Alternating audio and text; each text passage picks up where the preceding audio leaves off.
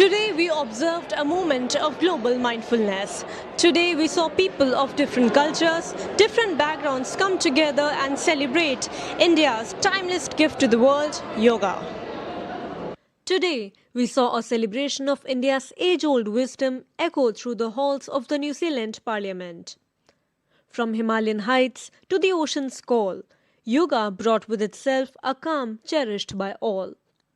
A collaboration between the Indian High Commission, a Global Yoga Foundation and the United Nations Association of New Zealand, led by New Zealand's top ministers, namely Chris Bishop, Minister of Housing, Infrastructure, Transport and Leader of the House, and Miss Ginny Anderson, Labour Party spokesperson.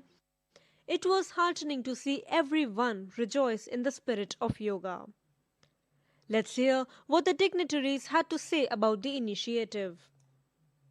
First and foremost, say how important yoga is to me and how much I've incorporated that into being able to be an effective representative for other people here in Parliament. The ability to focus clearly and understand what's in front of you is more important than ever as we face a world that is noisier, more complicated and far more chaotic than I've ever seen before in my years.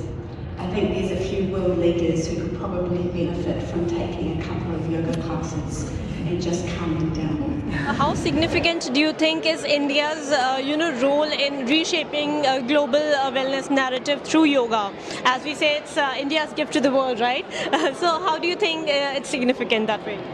I think that over the last 11 years since, our Honorable Prime Minister brought yoga to the world stage and India, advised that we will be celebrating International Yoga Day on 21st and it was accepted by the United Nations.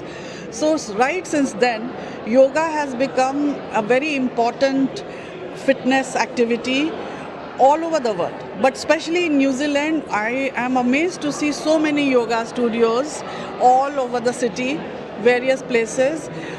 All the fitness centers also have some yoga sessions every week and those are quite full.